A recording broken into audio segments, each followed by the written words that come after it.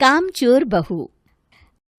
कांता बहन की 2 बहुएं थीं, बड़ी कल्पना और छोटी प्रिया। कल्पना का जैसा नाम वैसा ही काम। सारा दिन कल्पनाओं में रहती, ना कोई काम करती ना कोई धाम। अरे कल्पना बहू, जरा अच्छी सी चटनी पीस दे, आज कुछ मजेदार खाने का मन है। पेट में जलन हो जाएगी माँ जी बुढ़ापे में, और वैसे भी मेरा काम करने का वक्त शाम का है, अब प्रिया को ही बोल दो। इतना कहकर कल्पना वहां से चली जाती है। कांता कल्पना के ऐसे रवैये से काफी परेशान रहती हैं।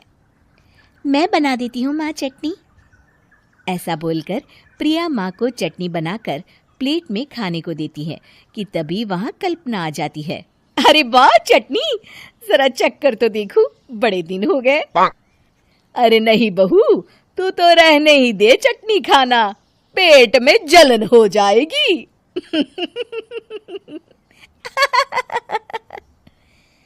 इतना कहकर कांता और प्रिया दोनों हंसने लगते हैं। कल्पना सारा दिन या तो मोबाइल में यूट्यूब देखती या फिर सोती रहती। उसका कमरा भी बिखरा और गंदा रहता। एक दिन कल्पना का पति अशोक उससे कहता है, अरे कल्पना, जानवर भी उस जगह को साफ कर लेता है जहां वो बैठता है, तुम तो इंसान हो, कैसे इतने गंदे कमरे में रह लेती हो? देखो सारा सामान यहाँ वहां बिखरा पड़ा है। ज्यादा अपनी माँ का बोल ना बोलो। हाँ, कमरा तुम्हारा भी तो है, गंदा लग रहा है तो साफ कर लो। पता नहीं तुम्हारे साथ मैं कैसे जिंदगी बिताऊंगा। इतना कहकर अशोक वहां से चला जाता है। कल्पना बस खाना खाने कमरे से बाहर आती और फिर से कमरे में चली जाती। इससे कांता बहन काफी परेशान रहती। एक दिन प्रिया कांता से कहती है, माँ, मैं सारा दिन काम करके थक जाती हूँ, आप कल्पना दीदी से कहिए ना कि सुबह और शाम का काम बांट ले। मैं तो अब सिर्फ एक वक्त का ही काम करूँगी। हाँ। अरे तू वो भी ना करना, एक बहू तो कामचोर थी ही, दूसरी भी आ गई काम ना करने के बहाने लेकर। तभी वहां प्रिया का पति रमेश आ जाता है। माँ, मैं देख रहा हूँ भाभी कोई काम नहीं करती, प्रिया सारा दिन घर और रसोई का काम करती है, अब कुछ करो ना माँ। कांता मन में कुछ सोचती है और कल्पना के पास जाती है। कल्पना फोन पर मेकअप करना देख रही होती है। कल्पना, तुम सारा दिन बस मोबाइल देखती हो, घर का कोई काम भी कर लिया करो। प्रिया सारा दिन काम करके थक जाती है। आज से मैंने फैसला किया है, एक वक्त का काम तुम करोगी, सुबह का खाना तुम बनाओगी और रात का प्रिया। आप लोगों ने काम को हवा बना रखा है। अरे पता नहीं थोड़ा सा ज्यादा काम करने में आप लोग घबरा क्यों जाते हैं। और हाँ, बहुत ज्यादा प्रिया की तारीफ मत करिए मेरे सामने, बड़ी बहू तो मैं ही रहूंगी। मैं कुछ नहीं जानती, कल सुबह मुझे वक्त से खाना चाहिए, रसोई में आ जाना, वरना कल से तुझे खाना नहीं मिलेगा। अगली सुबह कल्पना रसोई में नहीं आती है। वो देर से सोकर उठती है और बाहर आकर कहती है, अरे भूख लगी है, आज खाने में क्या है? इतनी देर हो गई, आज किसी ने मुझे उठाया भी नहीं, पता नहीं कहाँ है सब। कल्पना को घर में कोई नहीं दिखता। वो रसोई की तरफ जाती है जहां बड़ा सा ताला लगा होता है। अरे रसोई में ताला! ओ, मैं तो भूल ही गई थी। माँ ने आज से सुबह का खाना मुझे बनाने को कहा था। हे भगवान, इतने लोगों का खाना बनाना क्या आसान है? तभी घर के सारे सदस्य बाहर से वापस आते हैं। वाह माँ जी, मजा आ गया छोले भटूरे खाकर। मेरे मुंह में तो अभी भी स्वाद आ रहा है। अरे कल्पना, तेरे भरोसे रहते तो हम तो भूखे ही रह जाते। कल्पना को बहुत गुस्सा आ जाता है। अब बहुत हो गया, आज से मैं अपनी रसोई अलग कर रही हूँ, मैं अपना खाना खुद बना लिया करूंगी। कल्पना अपनी रसोई अलग कर लेती है, पर आए दिन उसका देर से उठना और काम न करने की आदत से वो भूखी ही रह जाती थी। उसी के सामने घर के लोग अच्छे अच्छे पकवान खाते और कामचोर कल्पना को जैसे तैसे ही खाना बनाकर खाना पड़ता।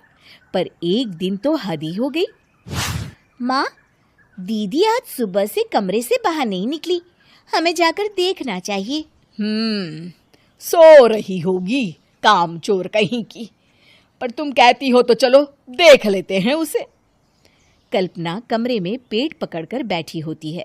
हाय मेरा दर्द, पेट दर्द के मारे मर रही हूँ मैं।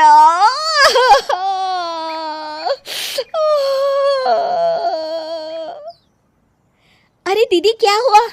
पेट में दर्द क्यों हो रहा है? डॉक्टर को दिखाया आपने? माँ, कल्पना खड़ी होती है और माँ जी के पास आती है। मुझे माफ कर दीजिए, अब से मैं सारे काम में मदद करूंगी, कभी आलस और काम चोरी नहीं करूंगी। हाँ, वो तो ठीक है, लेकिन अचानक क्या हो गया जो तू काम करने को तैयार हो गई? कामचोर कल्पना। माँ, लगातार बासी और उल्टा पुल्टा खाना खाने के कारण मेरे पेट में इन्फेक्शन हो गया है। काम न करना पड़े इसलिए मैं 2 दिन का खाना एक दिन ही बना लेती थी।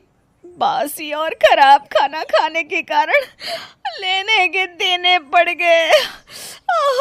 पेट में दर्द हो रहा है। चलो अच्छा हुआ, देर आए दुरुस्त आए। मुग्धा और उसकी सास के बीच पूरा समय सास के किसी न किसी काम को लेकर मतभेद चलते ही रहते हैं। बहू, ओ बहू, जरा चाय बना दे। मुग्धा चाय लेकर आती है। ये लीजिए, और कुछ चाहिए? अरे नहीं, बस चाय पीने का मन था। जाओ तुम दूसरा काम करो। चाय पीने के थोड़ी देर बाद सास दोबारा मुग्धा को आवाज लगाती है। अरे बहू रे, आओ बहू, जरा हलवा तो बना दे, मीठा खाने को मन हो रहा है। इसी तरह मुग्धा की सास पूरा समय कोई ना कोई काम बताकर उसे रसोई से बाहर तक निकलने नहीं देती। कभी चाय, कभी हलवा, कभी पानी तो कभी दूध, हर समय खाने को चाहिए, और उसके लिए अपने हाथ पैर बिल्कुल नहीं हिलाने।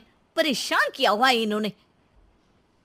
सास के जबरदस्ती परेशान करने की आदतों से दुखी मुग्धा एक शाम सचिन के साथ अपने कमरे में बैठी हुई बात कर रही होती है। सुनो जी, मम्मी जी की ये जानबूझकर मुझे परेशान करने की फरमाइशों से मैं बहुत फ्रस्ट्रेट हो चुकी हूँ। पूरे दिन में 1 सेकंड का आराम नहीं मिलता। रसोई से बाहर कदम रखती नहीं कि बहू ये बना दे, बहुरी वो बना दे। अरे इनकी फरमाइशें चलती ही रहती है। अरे मुग्धा, माँ खाने की शौकीन है, पर उम्र हो चली है, खुद खाना नहीं बना सकती, इसलिए तुमसे बोलती है। अरे तो शौक भी उम्र देख कर रखने चाहिए ना। समझ में नहीं आता, हर समय फेविकॉल का जोड़ लगाए सोफे से चिपके बैठी रहती है। इतना सब डाइजेस्ट कैसे हो जाता है उन्हें? अरे तुम मेरी माँ से इतनी नफरत कैसे कर सकती हो? मैं उनसे नफरत नहीं करती जी, बस परेशान हूँ। जहां मुग्धा अपने पति से ये सब बोल रही होती है, वहीं उसकी सास भी कमरे के बाहर दरवाजे से कान लगाए सारी बातें सुन रही होती है और अगली दोपहर रसोई में मुग्धा के पास जाती है। बहू, आज ना मेरा कुछ मसालेदार खाने का मन है। तो चाय बना दूं? मुझे बहुत पसंद है। अरे ना, ऐसा कर लिट्टी चोखा बना ले। और हाँ, जितना मसाला बातों में मिलाकर पति को सुनाती हो ना, सब्जी में भी वैसे ही डाला करो, खाना स्वादिष्ट बनेगा। सास की बात सुनकर मुग्धा हैरान रह जाती है। मतलब आप पूरा समय मुझ पर हुक्म चलाने के साथ बंद कमरे में हुई पति पत्नी की बीच की बातें भी सुनती है? अरे बात जब मेरी थी तो सुनने में क्या दिक्कत है? ये कहकर सास वहां से चली जाती है। अरे अब तो हद पार हो गई, इस तरह से तो ये मेरा जीना मुश्किल कर देंगी। मुग्धा सास की हरकतों से परेशान उसका हल सोचने लगती है और इसी तरह कुछ दिन बीत जाते हैं, जिसमें सास का जन्मदिन आता है। मुग्धा बहुत खुशी के साथ अपनी सास को एंड्रॉयड मोबाइल गिफ्ट करती है। मम्मी, आपको सबसे बात करने के लिए बहुत दिक्कत होती है ना, कभी सचिन तो कभी मुझे बोलना पड़ता है, पर इस मोबाइल से आपको कोई दिक्कत नहीं होगी। एक जगह बैठे बैठे बहुत कुछ कर सकती हैं अब आप। मोबाइल देख सासू माँ खुश हो जाती है, पर उसे इस्तेमाल करना तो आता नहीं, इसलिए साइड में रख देती है। जिसे देख मुग्धा घर का सारा काम छोड़ मोबाइल सेट कर सास को इस्तेमाल करना सिखाने लगती है, जिसके बाद अब सास पूरा समय मोबाइल में ही लगी रहती है।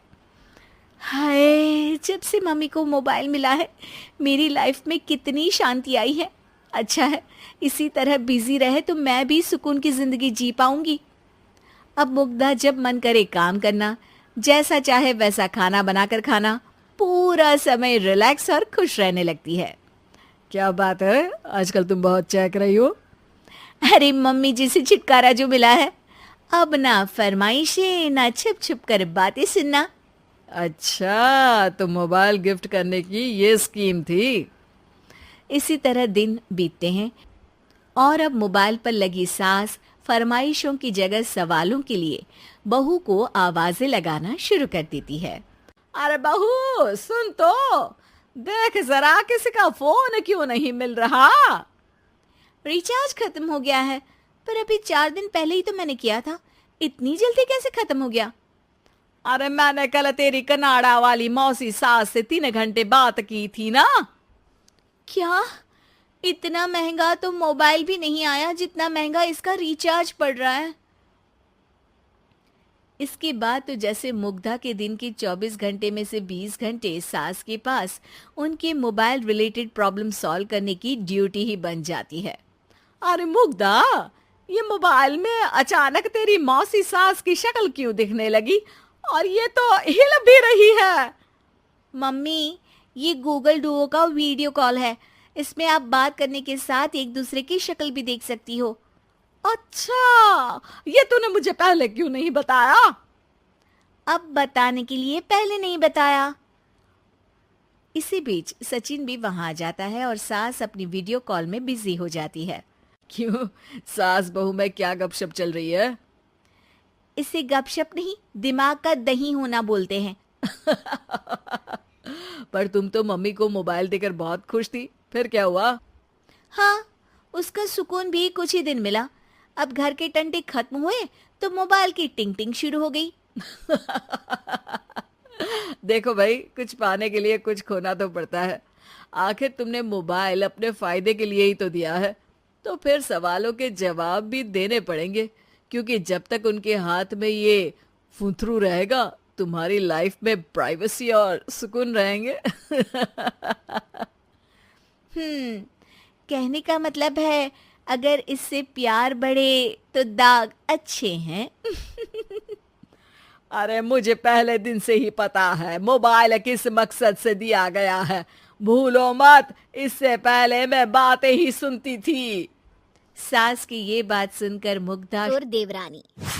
एक बार की बात है, सुषमा अपने पूरे परिवार के साथ खुशी खुशी मोहन नगर में रहती थी। उसकी 2 बहुएं थी, पल्लवी और शिवानी। एक दिन दोनों बहुएं रसोई में काम कर रही होती है कि तभी उनकी सास सुषमा उन्हें बुलाती है। अरे बहू, जरा इधर तो आना। शिवानी, जरा जाकर देखना सासू माँ क्या कह रही हैं। दीदी आप ही देख लो ना जाकर, आपको भी तो सुनाई दे रहा है। अरे मैं आटा गूंद रही हूँ ना, तुम चली जाओ। हाँ तो मैं भी तो सब्जी काट रही हूँ ना दीदी। अरे बहू जल्दी आओ। ओह, ये तो जाएगी नहीं, मैं ही जाकर देखती हूँ कि क्या करना है। पल्लवी सुषमा के कमरे में जाती है। जी मम्मी जी, क्या हुआ? शाम को घर पर कुछ मेहमान आने वाले हैं, तो तुम अच्छा सा खाना बना लेना बहू। ठीक है मम्मी जी, आप बता दीजिए क्या क्या बनाना है और कितने लोग आ रहे हैं। सुनील की मौसी जी और उनका पूरा परिवार आ रहा है। कुल मिलाकर 3 लोग और हमें मिलाकर हुए 9 लोग। तो अभी से ही तैयारी करना शुरू कर दो। और हाँ, घर की सफाई भी कर देना, हाँ अच्छे से। जी मम्मी जी, सब काम हो जाएगा, आप चिंता मत कीजिए। पल्लवी शिवानी को घर में मेहमान आने वाले हैं इसके बारे में बताती है। क्या 9 लोगों का खाना बनाना होगा, घर की सफाई करनी है? बाप रे, सासू माँ ने तो हमें घर की नौकरानी ही समझ कर रखा है। ऐसा नहीं बोलते शिवानी, हम इस घर की बहू हैं और घर के काम करना हमारा फर्ज है। दीदी तो है ही सासू माँ की चमची, जब देखो सासू माँ सासू माँ। मैं तो इतना सारा काम नहीं करने वाली। शिवानी कपड़े लेकर गमला साफ कर रही होती है और चक्कर आने का नाटक करने लगती है। मेरा सर चकरा रहा है। तभी वहां पल्लवी और सासू माँ जाते हैं। अरे बहू, क्या हो गया तुम्हें? मम्मी जी, बहुत तेज सर में दर्द हो रहा है। तुम एक काम करो शिवानी, आराम कर लो। नहीं नहीं दीदी, घर में मेहमान आने वाले हैं, मुझे आपकी मदद करनी चाहिए। अरे कोई बात नहीं शिवानी, तुम आराम कर लो, मैं सब काम कर लूंगी। ठीक है दीदी, अगर आप इतना कह रही हैं तो आराम कर लेती हूँ। शिवानी आराम से अपने कमरे में मैगजीन पढ़ रही होती है। इसे कहते हैं आराम की जिंदगी। इतना सारा काम। चलो सारा काम खत्म हो गया, शिवानी को देख आती हूँ। शिवानी अपने कमरे में ईयरफोन में गाने सुनते सुनते सो जाती है और उसके साइड में मैगजीन भी रखी होती है। पल्लवी वहाँ आ जाती है और वो सब देखती है। ओहो, तो मतलब सब काम चोरी का बहाना था। अभी बताती हूँ इसको। घर का सारा काम मुझे करना पड़ा और ये महारानी यहाँ मैगजीन पढ़ रही है, गाने सुन रही है। पल्लवी रसोई से एक प्लेट और चम्मच लेकर आती है और शिवानी को थाली बजाकर उठाने लगती है। शिवानी अचानक से उठती है। उठ गई महारानी, गाने भी सुन लिए, मैगजीन भी पढ़ ली। तुम तो बहुत बड़ी झूठी निकली शिवानी। तुमने सर दर्द का बहाना बनाया ताकि काम करने से बच सको। हाँ, बनाया बहाना। तो क्या करती, इतने सारे काम करती। मुझे कोई शौक नहीं है चापलूसी का। क्या चापलूसी? तुम्हें लगता है कि मैं सारे काम चापलूसी के लिए कर रही हूँ? नहीं तो क्या। तभी वहाँ सासू माँ आ जाती हैं। अरे बहू, वो लोग बस आने ही वाले हैं, तुम तैयारियां कर लो। जी सासू माँ, तुझे तो मैं बाद में देखती हूँ। सब खाना खाने बैठते हैं और खाना शुरू करते हैं। तभी सुनील की मौसी बोलती है। वाह भाई वाह, खाना तो बहुत ही अच्छा बना है सुषमा जी, एक एक चीज में क्या स्वाद है। ये सुनकर शिवानी मुंह बना लेती है। उसे अपनी जेठानी की इतनी तारीफ रास नहीं आती। आपकी बहुएं तो बहुत ही अच्छा खाना बनाती हैं। हाँ, बनाती तो दोनों ही अच्छा है, पर आज ना ये सारा खाना बड़ी बहू ने बनाया है। छोटी बहू की तबीयत ठीक नहीं थी, सो इसलिए। मानना पड़ेगा सुषमा जी, आपकी बड़ी बहू तो बहुत ही गुणवान है। पल्लवी की तारीफ सुनकर शिवानी को जलन होती है। पल्लवी ये सुनकर खुश हो जाती है और शिवानी की तरफ देखकर उसे चिढ़ाती है। कुछ देर बाद मेहमानों के जाने का वक्त हो जाता है। मौसी जी सबके लिए उपहार लाई होती है। वो सबको शगुन के पैसे देती हैं और अंत में पल्लवी के पास आती है। तुम्हारे लिए शगुन का लिफाफा तो है ही, पर बहू तुम्हें एक और उपहार भी मिलेगा इतना अच्छा खाना बनाने के लिए। मौसी अपने सोने के कंगन निकालकर पल्लवी को पहना देती है। ये लो, ये मेरे मनपसंद कंगन है, अब से ये तुम्हारे हुए। धन्यवाद मौसी जी। ये देखकर शिवानी तो पूरी तरह से जल जाती है और गुस्से से रसोई में चली जाती है। तभी वहाँ पल्लवी आ जाती है और उसे अपने कंगन दिखाने लगती है। देवरानी जी, अब आपका सर दर्द ठीक तो है ना? मुझे लगता है कि अब सर दर्द शुरू हो गया होगा आपका।